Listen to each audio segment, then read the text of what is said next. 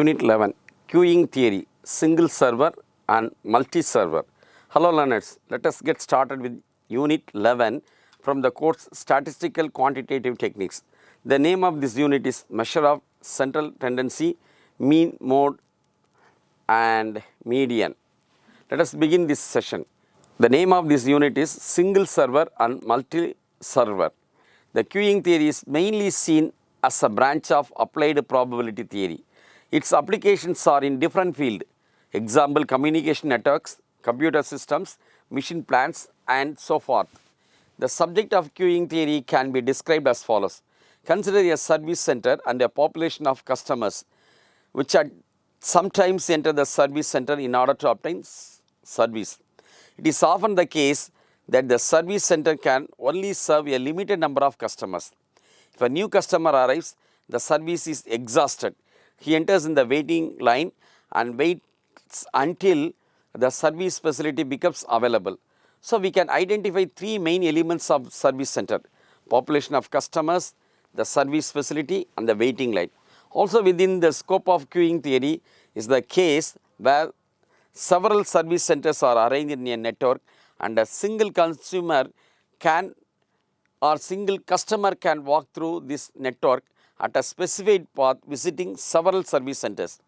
As a simple example of service center, consider an airline counter. Passengers are expected to check in before they enter the plane. The check-in is usually done by a single employee. However, there are often multiple passengers. A newly arriving and friendly passenger proceeds directly to the end of the queue if the service facility employee is busy. This corresponds to FIFO service, first in, first out service. Queuing theory tries to answer questions such as the mean waiting time in the queue, the mean system response time, that's waiting time in the queue, plus service time, mean utilization of the service facility, distribution of number of customers in the queue, distribution of the number of customers in the system and so forth. This queuing theory tries to answer for the questions such as the means to wait, the mean waiting time in the queue, the mean system response time, that's waiting in the queue plus service time, mean utilization of the service facility, the distribution of number of customers in the queue, distribution of number of customers in the system and so forth. Now let us understand analyzing the queuing process. Assume that we have a queue with a constant average rate of arriving message lambda. Say our computer program can process each message with a constant average service rate mu. Look at that. This is lambda. Okay, this is mu. This is average rate of arriving message and this is the process time for each message. We represent the state of queue with the following diagram where kth state represent a queue holding k messages, right.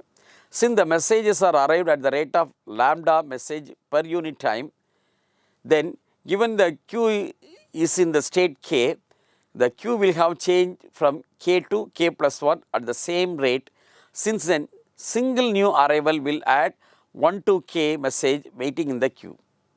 The average rate out of k is therefore lambda pk, where pk is the probability of being in the state of k.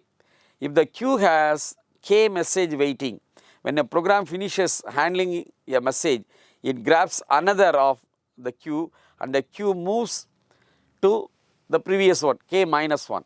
So, average rate of changing from k to k minus 1 is mu pk, where mu is average rate of serving the message. To proceed with this analysis, we need to know something about random processes that govern arrivals and serving. Let us focus on arrivals. If we start with a finite interval of length t and suppose that n messages are uniformly distributed in that interval, then we have a situation like that shown below, right. Look at here. Here we start with a final interval of length, okay, and suppose n messages are uniformly distributed at intervals. Then we have a situation like this that can be shown below. The probability that a single point lies in the interval of length t is p is equal to P1 Tt, that is T by T.